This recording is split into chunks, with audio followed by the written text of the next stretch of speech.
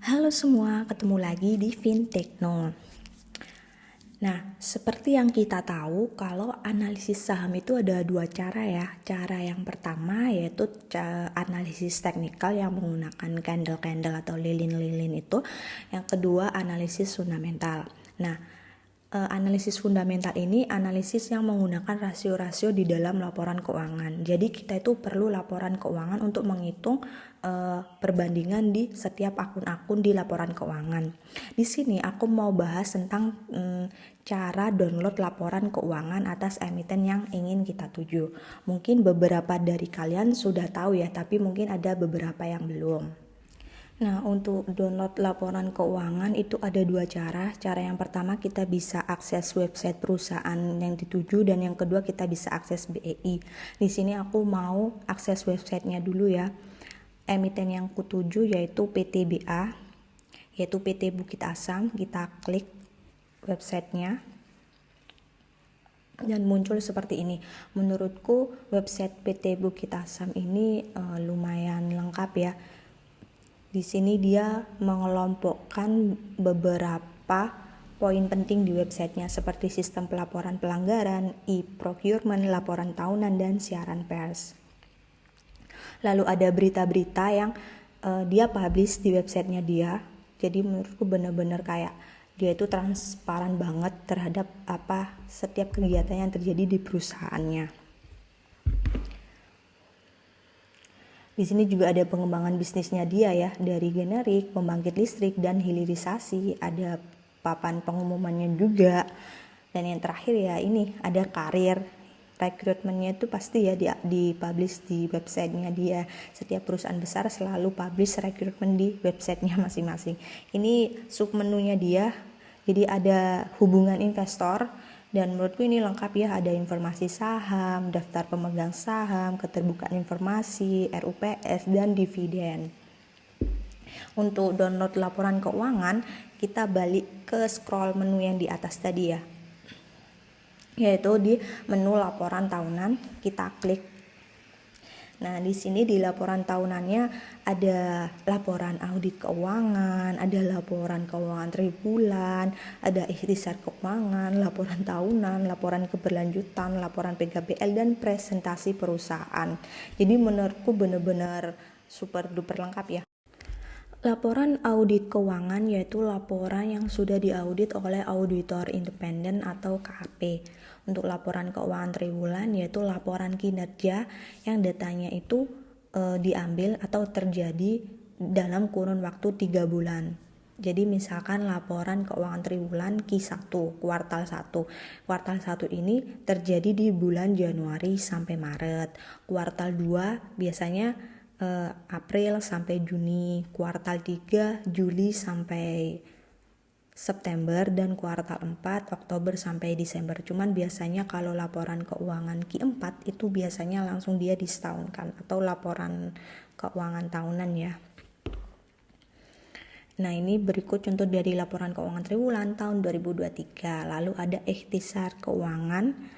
Dia mau mengelompokkannya menjadi sub-sub seperti posisi keuangan konsolidasian, laporan laba rugi, finansial rasio, dan pengeluaran modal. Untuk laporan tahunan atau yang kita sebut dengan annual report, jadi ini laporannya menurutku lebih lengkap ya. Selain isinya tentang ikhtisar laba rugi atau tentang laporan keuangan itu sendiri yang berisi angka-angka, juga mengenai tentang event-event yang terjadi di perusahaan. Selanjutnya ada laporan keberlanjutan atau sustainability report. Di sini selain bentuk transparansi ke publik, sustainability report itu juga sebagai standar global ya, dan menunjukkan komitmen perusahaan terhadap keberlanjutan. Lalu ada laporan TJSL atau PKBL. TJSL sendiri kepanjangan dari tanggung jawab sosial dan lingkungan. Jadi merupakan kontribusi perusahaan untuk ikut membantu dan mengembangkan masyarakat setempat dari berbagai aspek. Biasanya sih lebih untuk aspek ekonomi ya. Nah, yang terakhir ada presentasi perusahaan ya, dan aku penasaran dengan corporate presentation, jadi aku download. Ternyata isinya itu merupakan poin-poin penting yang terjadi di perusahaan. Menurutku, corporate presentation ini merupakan bahan presentasi para manajemen yang dipresentasikan kepada para pemangku kepentingan. Isinya menurutku benar-benar singkat, padat, jelas, dan mudah dipahami karena berisi grafik-grafik atau angka-angka yang benar-benar terukur dan mudah dipahami. Seperti contohnya yaitu operational, production, dan railways di sini ya. Dia menggambarkan grafik setiap tahunnya itu naik dari tahun 2021 sampai tahun 2023. Dia juga membandingkan di kuartal 1 tahun 2023 yang sebesar 6,8 dan di kuartal 1 tahun 2024 sebesar 7,3 terjadi kenaikan sebesar 7%. Dan ada operational sales, dia juga naik dari tahun 2021 dan 2023, Q1 2023 dengan Q1 tahun 2024 ada kenaikan sebesar 10%. Namun untuk ini dari sisi finansialnya ya, pendapatannya itu ternyata ada turun. Misalkan di Q1 tahun 2023 itu sebesar 10 triliun dan di Q1 2024 sebesar 9,4 triliun. Jadi ada penurunan sebesar 5%. Jadi seperti itu isi dari presentasi perusahaannya. Menurutku cukup bagus banget sih. Nah, selanjutnya kita mau cek di website BEI. Kita langsung buka aja. Di sini udah aku bookmark ya di idx.co.id. Di sini ada pemberitahuan, kita abaikan aja.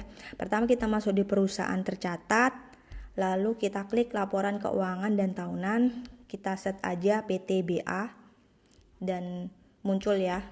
Kita scroll di bawah dan ini laporan keuangan tahunan PTBA. Di sini ada triwulan 1 sampai 3 dan ada tahunan. Kita tinggal pilih tahun yang mana, kita bisa download yang kita inginkan. Cuman setauku laporan keuangan dan tahunan di BEI ini enggak selengkap laporan yang terdiri di websitenya tadi ya. Yang aku tahu sih cuman laporan keuangan tahunan, yaitu laporan yang udah diaudit dan juga annual report aja, nggak seperti di websitenya PTBA sendiri seperti laporan keberlanjutan atau laporan TJSL tadi gitu.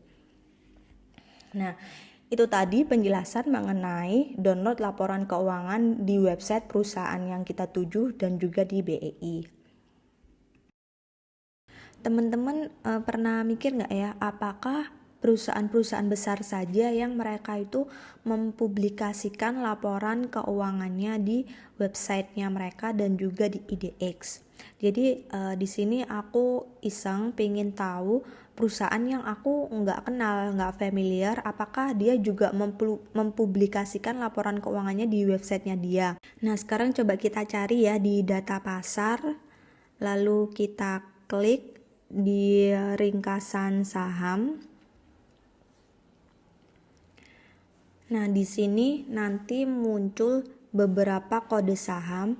Salah satunya ada yang mungkin kita kenal dan ada yang nggak kita kenal. Di sini aku notice kode saham ACES itu punyanya S Hardware ya. Ada Adi, itu punyanya Adikarya kalau nggak salah.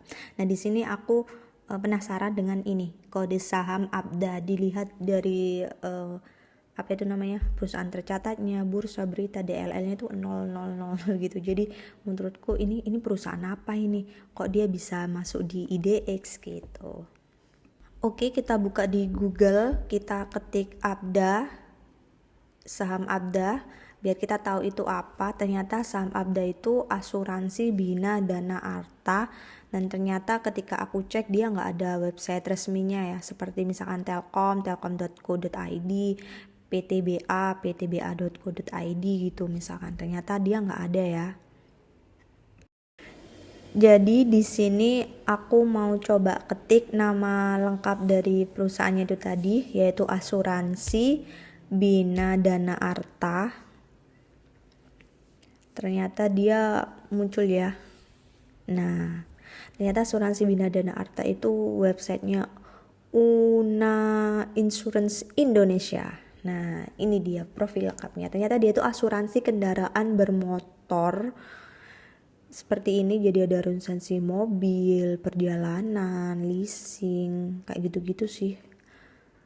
Nah, di sini ada produknya ya. Ada kanker, ada jantung, stroke. Ternyata asuransi kesehatan juga ya, ternyata macam-macam. Lalu kita coba cari di mana ya laporan keuangannya. Oke, ini klaimnya, ini komisarisnya. Coba kita klik lagi, kita cari-cari, kita scroll ke atas. Portal distribusi kita klik, ternyata bukan. Kita coba cari lagi, gimana ya laporan keuangannya ini. Jadi kalau emang beberapa itu memang ada website itu yang kita kurang paham. Ternyata ini udah ketemu. Temukan informasi lainnya di sini. Di sini ternyata dia ada tata kelola perusahaan dan ada laporan keuangan. Nah, ini dia laporan keuangannya. Ada tribulanan, tahunan, dan bulanan. Memang kalau yang tadi patokannya kita lihat di PTBA itu kan memang dia BUMN ya, jadi mungkin ada beberapa report yang dia harus sampaikan ke Kementerian BUMN seperti TJSL atau Sustainability Report gitu. Kalau untuk Abda ini tadi dia udah publikasi laporan keuangan di websitenya. Sekarang kita coba cek di BEI ya, apakah ada juga. Ternyata ada. Yang aku tahu untuk setiap perusahaan yang memang dia terdaftar di IDX atau perusahaan terbuka, dia memang wajib mempublikasikan laporan keuangannya di website resminya, entah itu melalui websitenya dia, sosial media, koran atau apapun. Yang penting itu transparasi ya atas laporan keuangan, atas kinerjanya mereka ke masyarakat. Terus aku cari info, ada nggak ya surat edaran atau SE atau peraturan yang mengatur tentang publikasi laporan keuangan atas perusahaan TBK. Di sini aku Google mengenai publikasi laporan keuangan TBK dan ada ya di websitenya OJK mengenai penyampaian laporan keuangan berkala emiten atau perusahaan publik. Di sini aku klik ya yang POJK 14 tadi. Ternyata diatur dalam peraturan OJK nomor 14 POJK titik 04 tahun 2022. Kalian bisa baca lengkapnya ya seperti apa detailnya. Cuma di sini aku menggarisbawahi di pasal 4 yang isinya itu laporan keuangan tahunan yang dimaksud wajib disampaikan kepada OJK dan diumumkan kepada masyarakat paling lambat pada akhir bulan ketiga setelah tanggal laporan keuangan tahunan. Terus untuk perusahaan TBK yang mereka tidak menyampaikan laporan keuangan kepada OJK atau masyarakat, apakah kena sanksi, apakah kena denda? Ternyata di peraturan OJK ini dijelaskan di bab 5 mengenai sanksi administratif. Untuk lebih jelasnya kalian bisa baca sendiri ya. Sekian pembahasan mengenai tata cara download laporan keuangan. Next time kalau teman-teman mau analisis saham, teman-teman bisa langsung menuju website emiten yang dituju atau di website IDX. Semoga informasi ini bermanfaat ya. Thank you for watching. Bye.